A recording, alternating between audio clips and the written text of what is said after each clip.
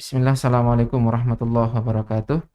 Bismillah, walhamdulillah, wassalatu wassalamu ala rasulillah, amma ba'd. Jamaah Masjid Ulil Albab rahimani wa rahimakumullah. Alhamdulillah, pada kesempatan yang mulia ini Allah Subhanahu wa taala masih memberikan kesempatan kepada kita untuk duduk bersama melanjutkan kajian dari kitab Bulughul Maram karya Al-Hafidz Ibnu Hajar Al-Asqalani rahimahullah bersama Al-Ustadz Aminul Ba'id hafidhahullahu taala, yang akan kita laksanakan sesaat lagi. Kita masih pembahasan kitab meludah, di hukum meludah di masjid.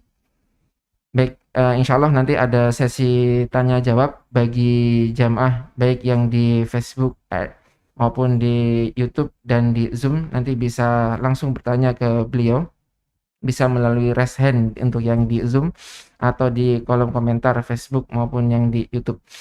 Baik, kepada Al-Ustadz Aminul Ba'id hafidhahullah ta'ala, waktu kami haturkan. Assalamualaikum warahmatullahi wabarakatuh. Alhamdulillahi haqqa hamdih, wa ashhadu an la ilaha illallah wahdahu la syarikalah ta'ziman li majdih, wa ashhadu anna Muhammadan abduhu wa rasuluh, salawatu rabbi wa salamu alaihi wa ala alihi wa ashabihi wa man sara ala nahjihi wa stanna bisunnatihi ila yaumiddin. Alhamdulillah, kita bersyukur kepada Allah Ta'ala. Di siang hari ini kembali kita melanjutkan kajian rutin dengan membaca buku Bulughul Maram, dan kita menggunakan syarah Minhatul Alam, syarah Bulughul Maram. Dan insya Allah di kesempatan kali ini kita akan membaca hadis yang ke 262 di urutan Bulughul Maram, atau hadis yang ke-12 di bab tentang apa yang boleh dan apa yang tidak boleh dalam masalah masjid. Hukmul buzaq fil masjid. Za sama sod itu mirip dalam pengucapan. Karena itu terkadang ada yang menggunakan pakai sod, al-busok, dan terkadang ada yang pakai za, al-buzak, dan artinya sama, al-busok atau al-buzak, al-buzok, al-buzak. Karena itu Anda bisa simak di tafsir Ibnu Katsir, ihdinas siratal mustaqim, ihdinas siratal mustaqim. Ada sebagian yang membaca di tafsir Ibnu Katsir, ada sebagian membaca ihdinas zirat, ihdinas siratal mustaqim. Sirat dibaca zirat, karena memang za dengan sod itu pengucapannya mirip ketika dia diucapkan. Bisa buzak, bisa busok. Ihdinas sirat, ihdinas zirat. Dan Ibnu Katsir menyebutkan ada salah satu qiraah yang dia membaca ada salah satu yang membaca ihdinas siratal mustaqim. Baik, kembali ke sini. Dan jika belum diludahkan, itu namanya riq. Riq itu air ludah yang masih berada di mulut, yang belum dikeluarkan, namanya riq. Kalau sudah dikeluarkan, namanya buzak atau busok. Sehingga dalam bahasa Arab dibedakan antara yang masih berada di dalam dengan yang sudah keluar. Kita membedakannya cuma dua kalau tidak salah ya, antara ludah dengan liur. Bedanya apa? Kalau ludah itu yang sudah keluar, atau yang belum keluar bisa juga ya. Kalau liur itu yang masih berada di dalam, atau yang keluar dengan tidak sengaja, meneteskan air liur. Bukan meneteskan air ludah, tapi meneteskan air liur. Nah, dalam bahasa Arab, kalau yang masih berada di dalam namanya riq. Kalau sudah keluar namanya buzaq. Wa an Anasin radhiyallahu anhu qal, dari Anas bin Malik radhiyallahu anhu. Jadi tentang riq ini Nabi SAW pernah mengajarkan satu doa.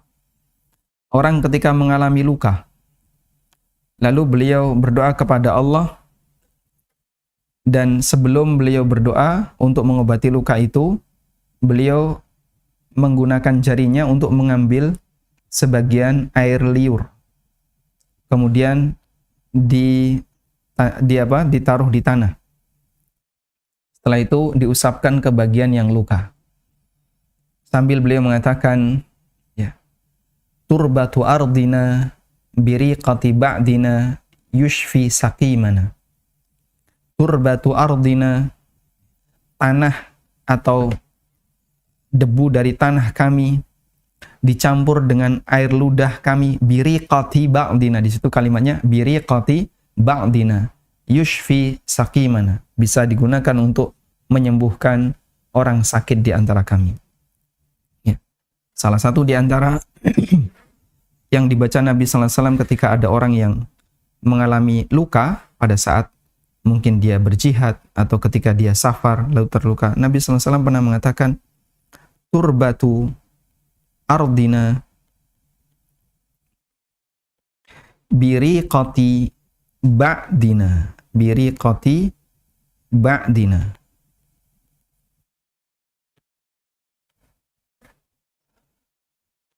Taib. Tanah atau debu tanah kami, biriqah. Riq tadi ya, ludah yang apa? Masih berada di dalam mulut. Jadi beliau leletkan jarinya dengan ludah yang masih berada dalam mulut, kemudian ditaruh di tanah, lalu diusapkan ke bagian yang luka. Biriqati ba'dina yushfi saqimana.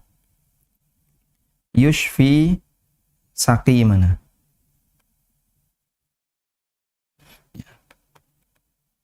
Baik.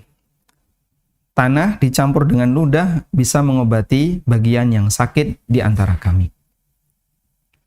Dan kadang ini kita buktikan, ya, kami buktikan untuk luka-luka yang kecil bisa Anda gunakan dengan ludah. Wallahu a'lam, dari sisi kedokteran itu gimana, Pak? Wallahu a'lam. Yang penting pokoknya kita ikuti aja. Ayo. Kembali ke sini. Rasulullah SAW bersabda, al-buzaqu fil masjidi khati'atun. Meludah di masjid itu khati'ah, kesalahan, perbuatan dosa. Wa kafaratuha dafnuha. Sementara kafarahnya adalah dengan menguburnya. Muttafaqun alaih, hadis riwayat Bukhari Muslim. Baik.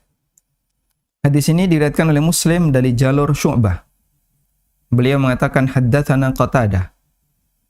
Kami mendapatkan hadis dari Qatadah, Qatadah Ibnu Di'amah. Beliau muridnya Anas. Dan Qatadah ini buta, namun punya kelebihan sekali mendengar hafal. Beliau pernah mengatakan, la aqulu li syaikhi a'id. Aku tidak pernah meminta kepada guruku, tolong ulangi hadisnya. Tolong ulangi tafsirnya. Dan beliau muridnya Anas. Dan Anas bin Malik radhiyallahu anhu punya dua majelis. Majelis ilmu siang, majelis ilmu pagi, dan majelis ilmu sore. Ketika Anas belum datang, ya, jadi beliau ikut majelis ilmu pagi. Lalu di sore hari Qatadah ikut lagi. Ketika Anas belum datang dan materinya sama. Ketika Anas belum datang, Qatadah itu menyampaikan materi pagi tadi. Padahal beliau buta, nggak punya catatan. Lalu ketika Anas datang, karena Qatadah ini nggak tahu kalau Anas datang, Anas mendengar sebagian apa yang disampaikan oleh Qatadah. Sampai Anas pernah mengatakan kepada Qatadah, ya akmah, laqad akhadha ilmi. Wahai orang yang buta, wahai si buta, al-akmah itu buta sejak lahir. Wahai si buta, kamu telah memborong seluruh ilmuku. Dan itu salah satu kelebihan seorang tabi'in, ulama tabi'in, Qatadah ibnu Di'amah.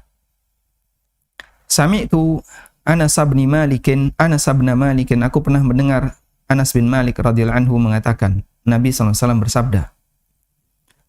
Dalam riwayat Muslim, haddatsana Syu'bah, wa fi riwayatin li Muslimin, dalam riwayat yang lain yang diriwayatkan oleh Muslim, bahwasanya beliau mendapatkan atau perawi mendapatkan hadis dari Syu'bah. Bukan Muslim ya, perawi mendapatkan hadis dari Syu'bah. Qala, beliau mengatakan, aku bertanya kepada Qatadah tentang meludah di masjid. Faqala, lalu Qatadah mengatakan, sami'tu, aku mendengar. Syu'bah tanya kepada Qatadah. Lalu Qatadah mengatakan, aku pernah mendengar. Anas bin Malik radhiyallahu anhu mengatakan, sami'tu Rasulullah sallallahu alaihi wasallam yaqul, aku mendengar Rasulullah sallallahu alaihi wasallam bersabda, meludah di masjid khati'atun adalah sebuah kesalahan. Artinya perbuatan dosa. Baik. Dari hadis ini merupakan dalil haram bagi seorang muslim untuk yabsuk, meludah, busok ya. Yabsuku fil masjid, untuk meludah di masjid. Kenapa? Istihanatan bil masjid, karena itu meremehkan masjid, menghina masjid, atau tidak menghormati masjid. Au biman fihi, atau dia ganggu orang lain yang ada di dalam masjid. Karena Nabi SAW menyebut ini sebagai khati'ah, sebagai perbuatan salah. Tuktabu ala ibni Adam, yang akan dicatat sebagai kesalahan bagi manusia. Wal khati'atu, dan makna al khati'ah adalah as-sayyi'ah wal itsm, perbuatan buruk dan dosa. Dan diriwayatkan dalam Sahih Muslim dari sahabat Abu Dzar radhiyallahu anhu, Nabi SAW pernah bersabda, uridat alayya a'malu ummati, seluruh amal umatku ditampakkan kepadaku. Masya Allah. Sehingga Nabi SAW ditampakkan kepada beliau amal kita semua. Hasanuha wa sayyi'uha, yang baik maupun yang buruk.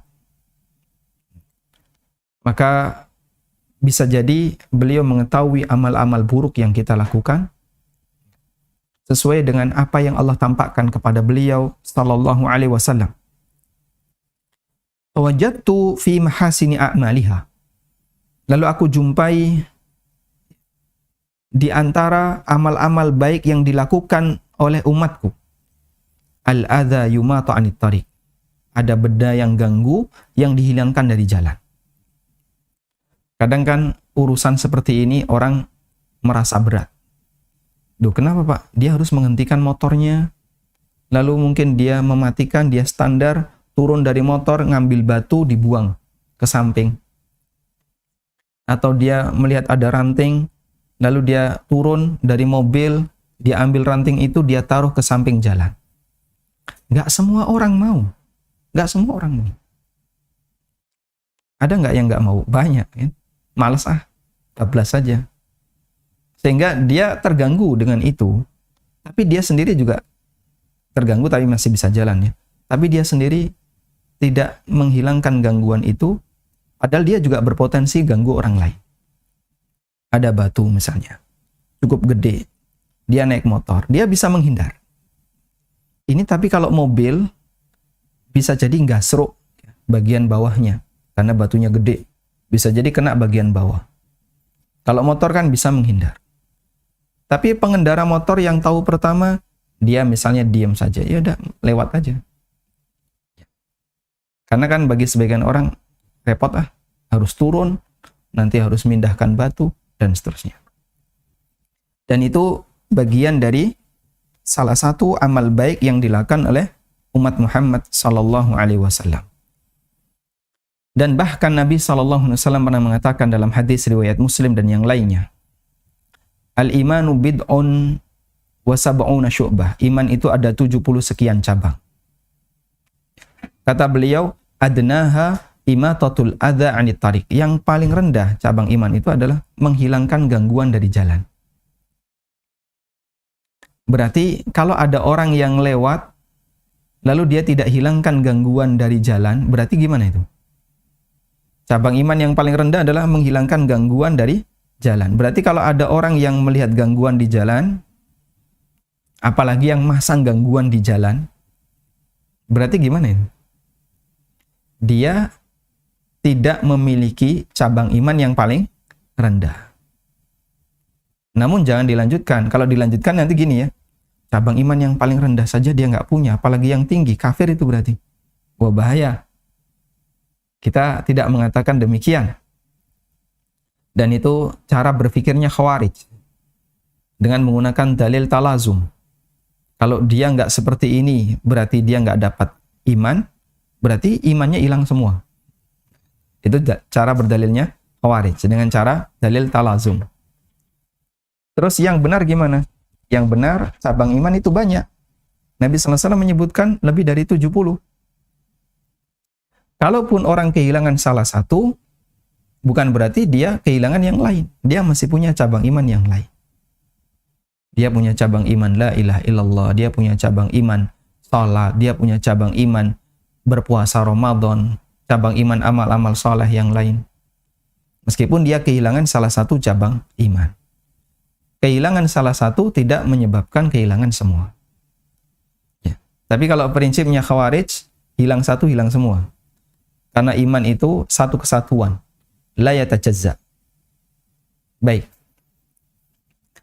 Kemudian beliau mengatakan, wa wajadtu fi masawi'i a'maliha, dan aku jumpai amal buruk yang mereka kerjakan, yang dikerjakan oleh umatku. An-nukhamah takunu fil masjid la tudfan. Dahak yang berada di masjid dan tidak dikubur. Sehingga dikubur di sini, kenapa beliau menyebut dikubur? Karena alas masjid Nabi SAW ketika itu adalah tanah. Bukan karpet, bukan pula bukan pula keramik, tapi tanah. Walaysa ma'na dzalika. Namun makna dari hadis ini bukan berarti bahwasanya kita boleh meludah lalu kita tanam. Fa innahu ja'alal busaq maksiatan. Karena Nabi sallallahu alaihi wasallam menyebut meludah itu maksiat. Sehingga tidak boleh secara sengaja bagi seseorang untuk melakukan perbuatan dosa. Lalu setelah itu ya, dia berusaha untuk menutupinya dengan melakukan perbuatan yang menjadi kafarohnya. Katanya hadisnya seperti ini. Berarti kita boleh meludah dong, yang penting nanti kita kubur. Bukan, jangan secara sengaja meludah di masjid. Tapi kalau kamu terpaksa meludah di masjid, kubur. Jangan dibiarkan. Tayyib. Sehingga di sini Nabi SAW menyebutkan pelanggaran, yaitu orang yang secara sengaja meludah di masjid. Kalaupun itu terjadi, kafarohnya adalah dikubur. Tapi hadis ini tidak berbicara anjuran untuk atau bolehnya meludah di masjid dengan sengaja, yang penting nanti saya kubur. Bukan demikian. Tayyib. Lakin in badarul musalli, namun jika ada orang yang sholat dia terpaksa untuk meludah, maka dia meludah dengan menggunakan mindil, dengan menggunakan tisu, atau fitar firidaihi, atau diludahkan di pakaiannya atau di bajunya. Wa yahukku ba'dahu bi ba'din, kemudian nanti digosok. Nabi SAW pernah bersabda dalam hadis dari Abu Hurairah radhiyallahu anhu, fa idza tanakha ahadukum falyatanakha an yasarihi tahta qadamihi. Kalau kalian mau membuang dahak, maka buanglah ke arah kiri di bawah kakinya. Fa illam yajid falyakul hakadha. Kalau dia kesulitan untuk melakukan itu, maka lakukan seperti ini. Wa wasafal Qasim, Al-Qasim salah satu perawi mengatakan, fatafila fi thawbihi thumma masaha ba'dahu ala ba'din. Kemudian beliau meludah ke arah bajunya, beliau ludahkan ke arah baju, lalu digosokkan. Setelah diludahkan, digosokkan. Hadis riwayat Muslim. Jika ada orang yang meludah di lantai masjid atau di di masjid muttarran karena terpaksa.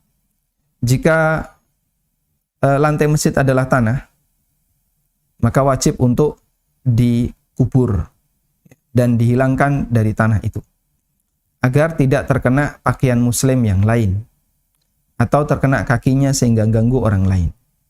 Karena itulah kafarahnya adalah tadi, dikubur. Dari Sa'ad bin Abi Waqqas radhiyallahu anhu, Nabi sallallahu alaihi wasallam pernah bersabda, "Idza tanakhama ahadukum fil masjid falyughayyib nakhamatahu." Apabila kalian meludah di masjid, buang dahak di masjid, maka hendaknya dia hilangkan dahak itu.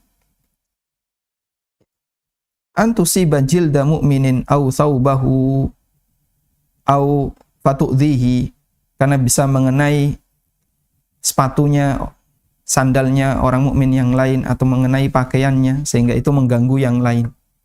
Maka kubur. Ya, itu kalau lantainya tanah, kalau alasnya adalah tanah. Ibnu Rajab mengatakan, Ibnu Rajab dalam Fathul Bari, syarah Sahih Bukhari Ibnu Rajab, dan ini lebih dulu dibandingkan Fathul Bari, syarah Sahih Bukhari yang ditulis oleh Ibnu Hajar al-Asqalani. Ibnu Rajab mengatakan, wa hadza mimma yadullu ala anna qarar al-masjid wa batinahu yajuzu ay yuj'ala madfanan lil aqdari at-tahirah. Dan hadis ini menunjukkan bahwasanya pondasi masjid atau bagian dalam masjid diperbolehkan untuk dijadikan sebagai tempat mengubur kotoran yang suci. Kotoran suci contohnya dahak, aqdar, dia sesuatu yang kotor, ganggu orang, tapi statusnya suci. Ludah suci atau tidak? Ludah kalau najis, kita menelan najis tiap hari. Jadi ludah sesuatu yang suci. Demikian pula dahak, sesuatu yang suci. Kadang ada dahak di hidung, lalu ketelan, dan sering itu terjadi pada siapapun, sehingga dia masuk sebagai al-aqdar at-tahirah, kotoran tapi suci. Baik, bagaimana kalau kotorannya najis? Boleh nggak ditaruh di bawah masjid? Sehingga tidak ada di permukaan. Di permukaan tetap suci, tapi di bawahnya ada kotoran. Gambarannya gimana, Pak? Apa ada kasus kayak gitu? Nah, sepitang masjid gimana? Masjid ada toilet, bahkan ada WC, ya. Ada apa? Ya, WC duduk atau WC jongkok. Dan di WC itu orang terkadang buang kotoran, ya. Dia kencing atau dia buang air besar. Baik, ada tempat untuk pembuangan kotoran. Baik, yang jadi pertanyaan adalah, boleh nggak tempat pembuangan itu ditaruh di bawah tempat sholat? Baik, memang idealnya yang namanya toilet itu tidak berhimpit dengan masjid, tidak mepet dengan masjid, tapi dia ditaruh di tempat yang jauh. Sehingga kalau misalnya ada masjid, lalu punya toiletnya cukup jauh. Kemudian nanti kotornya ditaruh di bawahnya sekalian. Di septic tank di bawah toilet. Baik. Sedangkan sumur ditaruh di tempat yang lain. Itu idealnya. Kita kalau bicara ideal. Karena kita berusaha untuk menjauhkan masjid dari dari tempat yang kotor seperti ini, yang najis seperti ini. Tempat untuk buang air, baik buang air besar maupun buang air kecil. Sebisa mungkin. Terus bagaimana yang bisa kita lakukan? Sebaiknya agak dijauhkan. Masjid Nabawi, Masjidil Haram ada toilet, tapi agak jauh. Dan itu pun di bawah tanah. Ya. Sehingga toilet itu dibuat sebisa mungkin terpisah dengan tempat yang dipakai oleh orang untuk melakukan salat atau melakukan ibadah. Nah, terus kalaupun misalnya masjid kita tempatnya sempit, dan di situ ada toilet yang nempel dengan masjid, maka sebaiknya septic tanknya ditaruh di bawahnya, tidak terlalu jauh dari toilet itu atau tidak terlalu masuk ke tempat bagian sholat. Itu yang lebih baik. Tapi kalaupun itu terjadi, Pak, masjid ini sapitengnya ada di bawah. Bahkan kadang di imam. Sapitengnya di bawah tempat imam. Atau pokoknya di wilayah yang itu dipakai untuk sholat. Sah nggak sholat di situ? Jawabannya sah. Apa dalilnya? Ada badui yang masuk masjid lalu kencing. Ya. Selesai kencing, yang pada saat dia sedang kencing itu, para sahabat sudah berusaha ingin memukul dia, tapi ditahan oleh Nabi SAW. Jangan ditahan oleh Nabi SAW. Baik, selesai kencing, Nabi SAW memberikan nasihat kepada badui ini, dan beliau minta kepada para sahabat ya, untuk mengguyur air kencing ini dengan seember air. Beliau tidak minta kepada sahabat, tolong gali tanah yang kena kencing tadi, buang keluar. Gantikan dengan tanah yang suci. Yang beliau minta seperti itu? Tidak. Apa yang beliau minta? Ambil seember air, siramkan ke tanah yang kena kencing tadi. Sehingga cukup disiram bagian yang kena najis tadi. Kalau disiram, najisnya lari kemana? Lari kemana? Lari keluar? Atau lari kemana? Terserap ke bawah. Namun permukaannya suci. Najis itu terserap ke bawah, tapi bagian permukaannya suci. Dan yang dipakai oleh kaum muslimin untuk sholat adalah bagian permukaan. Sementara bawahnya ada najis ataukah tidak, dia bukan menjadi urusan dia. Yang penting bagian permukaannya ini suci. Sehingga saat dia sholat, permukaan yang digunakan untuk sholat suci. Baik. Dan ini saya jadikan sebagai salah satu solusi ya.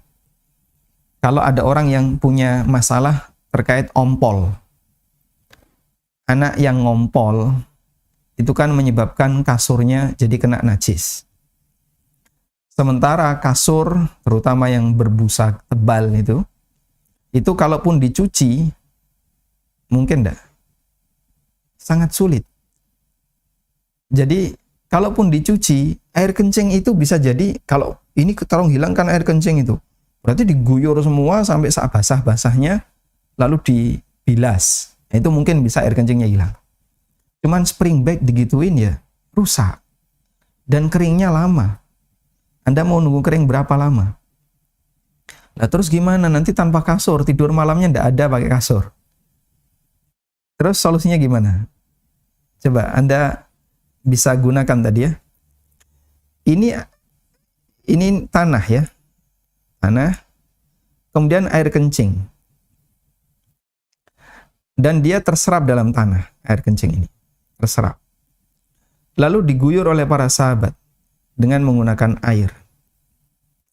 Maka guyuran itu akan memastikan bahwasanya permukaan tanah tadi menjadi suci.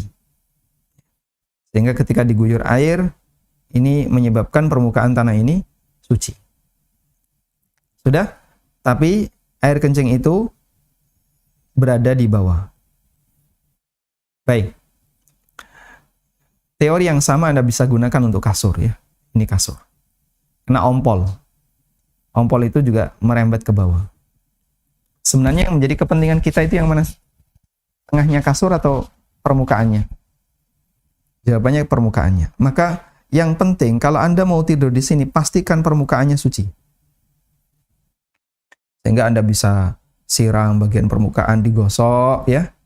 Sehingga permukaannya itu jadi suci. Air kencingnya sudah ada di permukaan. Air kencingnya ke bawah.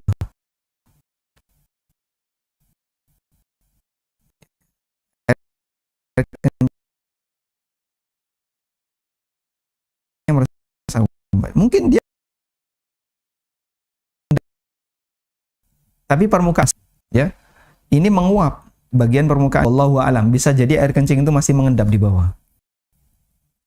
Saat dipakai tidur, pakaian tidak kena basah, karena tetap kering di permukaan, insya Allah berarti tidak najis. Karena pakaian kita tidak najis. Meskipun di bawahnya di sini ada air kencing, ompol tadi. Karena kepentingan kita adalah bagian permukaan. Wallahu a'lam. Kemudian pensyarah Bulughul Maram penulis kitab Minhatul Alam mengatakan, jika masjid itu mafrushan, ditutupi dengan karpet seperti keadaan masjid sekarang, tidak boleh meludah di karpet apapun alasannya. Apalagi ada kemudahan, walhamdulillah, kita bisa menggunakan manadil, bisa menggunakan tisu dengan banyak ragamnya, bisa menggunakan sapu tangan dan seterusnya. Dan itu juga mudah untuk digunakan masyarakat. Wallahu ta'ala a'lam. Baik, demikian yang bisa kita bahas. Semoga kajian kita bermanfaat. Wassallallahu ala nabiyyina Muhammadin wa ala alihi wa sahbihi wasallam.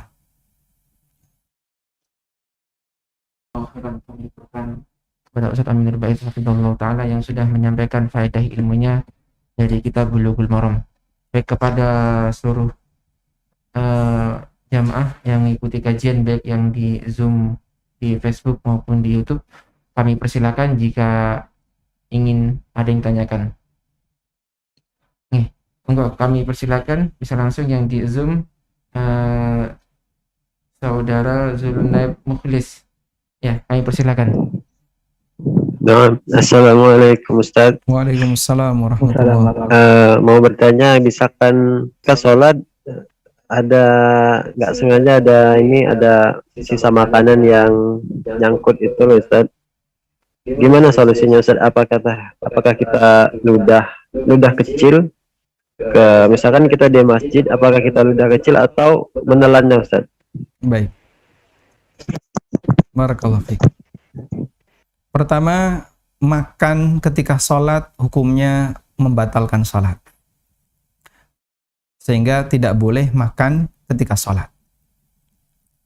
Dan para ulama mengatakan makan itu memasukkan apapun atau menelan apapun secara sengaja, makanan baik yang dari luar maupun yang sudah ada di dalam mulut. Karena itu kalau ada ya misalnya secuil daging yang lepas dari gigi dan kita sadar, wah ini kok ada secuil daging seperti ini. Terus gimana ini? Ditelan boleh enggak? Ya, kalau ditelan batal nanti sholatnya. Dan Anda bisa merasakan, wah ini secuil daging. Terus Anda sengaja menelannya, itu bisa membatalkan. Baik puasa maupun sholat.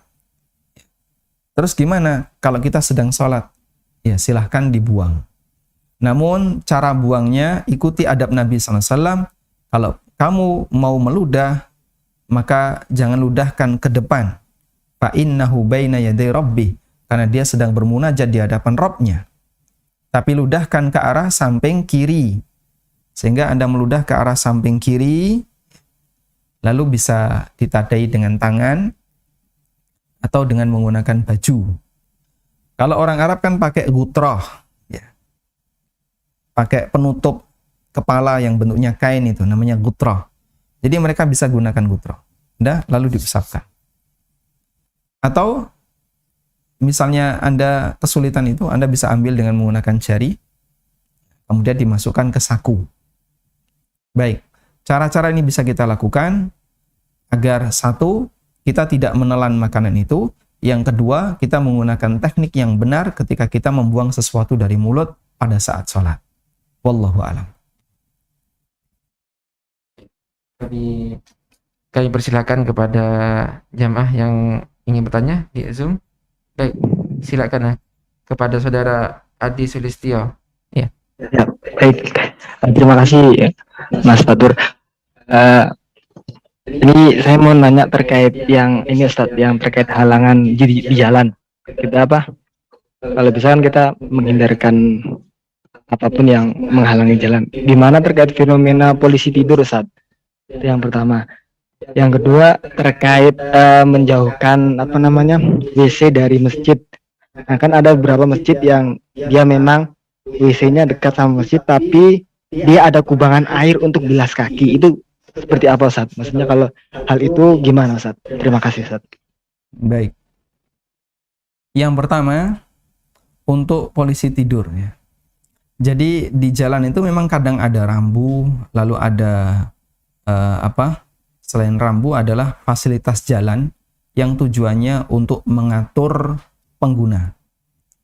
Baik yang sifatnya resmi, dan kadang ada sebagian masyarakat yang membuat itu, dan itu tidak resmi. Terkadang ada polisi tidur yang resmi. Misalnya di mana? Di tol itu kan, sebelum masuk gerbang tol dikasih apa itu?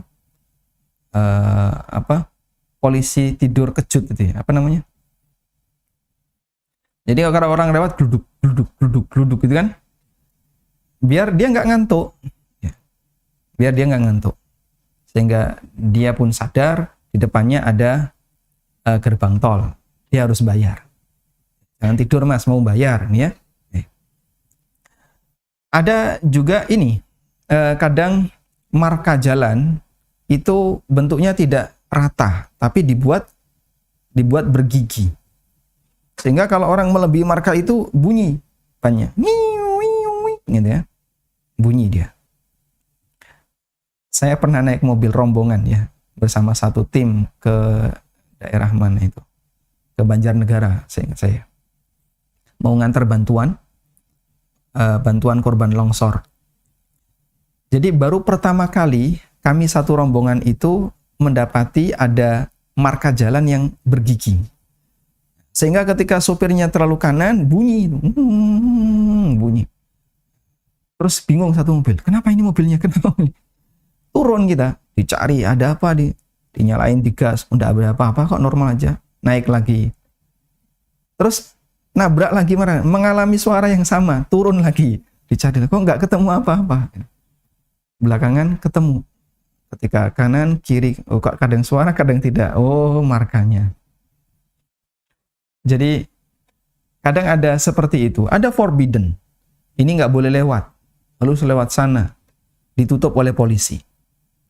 Dan itu semuanya ganggu pengguna jalan. Namun, ganggu itu ada maslahat yang besar.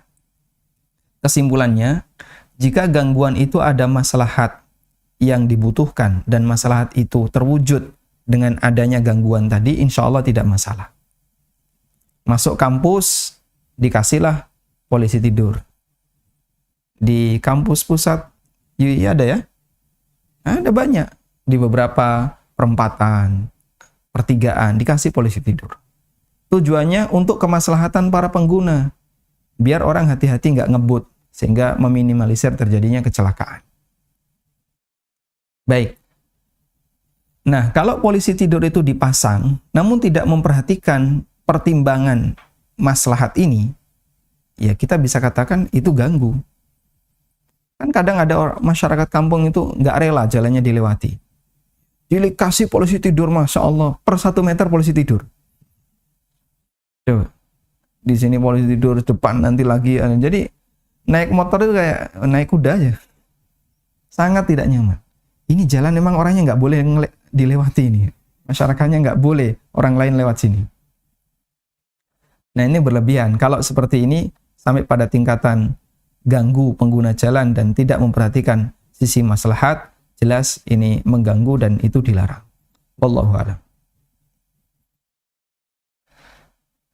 Baik, untuk yang di Zoom kami persilakan, masih ada satu lagi Ustadz yang mau bertanya.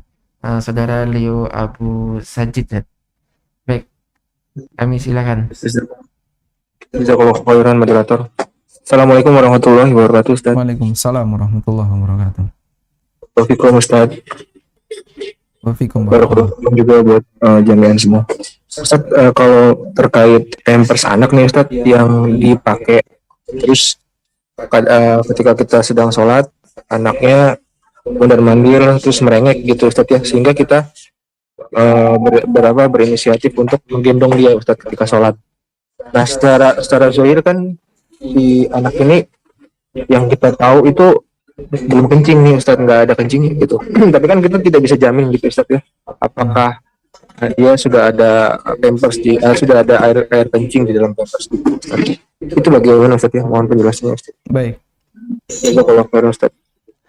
Jika ada anak menggunakan diapers, lalu dia minta gendong orang yang sedang sholat, orang tua yang sedang sholat, atau siapapun yang sedang sholat, bolehkah digendong? Para ulama memberikan fatwa seperti Syekh bin Baz dan yang lainnya bahwa kencing yang ada di diapers itu kategori termasuk benda najis yang tidak boleh dibawa oleh orang yang sholat. Saya ulangi, tidak boleh dibawa oleh orang yang sholat. Sehingga kalau dia membawa kencing itu sama dengan membawa najis, dan itu bisa membatalkan sholat. Sudah? Karena itu, jika bayi ini di diapersnya ada kencing, maka tidak boleh digendong ketika kita sedang sholat. Satu. Baik. Yang kedua, bagaimana kalau bayi ini menyentuh kita? Jawabannya, selama di tangannya dan bagian luarnya nggak ada najis, nggak masalah. Bedakan antara menggendong dengan menyentuh. Sehingga kalau misalnya kita sedang sholat, ya, anak itu kadang meluk-meluk atau nyentuh-nyentuh, tapi dia pergi lagi, nanti datang lagi, ya. Dia pergi lagi, datang lagi, nyentuh-nyentuh. Tidak masalah, selama tidak digendong. Tapi kalau gendong, Anda membawa najis, terhitung membawa najis. Karena kalau tersentuh, itu statusnya adalah menyentuh benda yang di benda itu ada najis, tersentuh benda yang di benda itu ada najis, tapi bagian yang tersentuh kita tidak najis. Ya. Sehingga misalnya ada wadah, dalam wadah ini isinya najis. Kalau Anda nyentuh wadah ini, dalam wadah ini isinya najis, Anda nyentuh wadah ini, tangan Anda jadi najis nggak? Tangan Anda tidak jadi najis. Kenapa? Yang saya sentuh luarnya. Ya, misalnya, menurut pendapat khamr itu najis.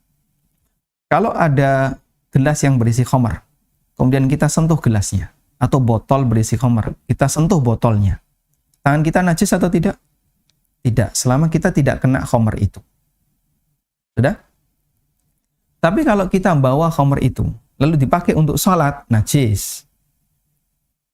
Berarti kita bawa najis, hukumnya dilarang. Harus kita taruh benda itu. Nah, karena itu, wallahu ta'ala alam, jika anak itu dalam kondisi seperti tadi ya, dan Anda memastikan bahwasanya dia itu membawa kencing, jangan digendong. Bagaimana kalau kita tidak tahu?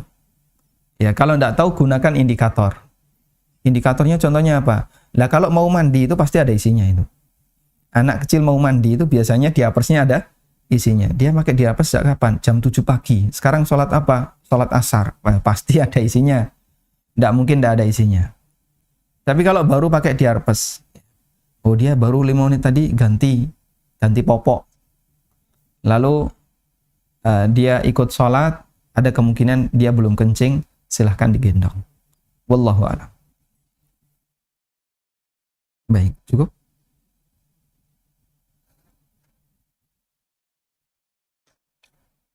Baik, karena keterbatasan waktu, mohon maaf kami belum bisa menyampaikan pertanyaan-pertanyaan baik yang di YouTube maupun Facebook. Insya Allah di pertemuan pekan depan, Selasa pekan depan, bisa kita tanyakan kembali kepada Al-Ustadz Amin Nur Bait untuk menanyakan pertanyaan-pertanyaan dari para jamaah.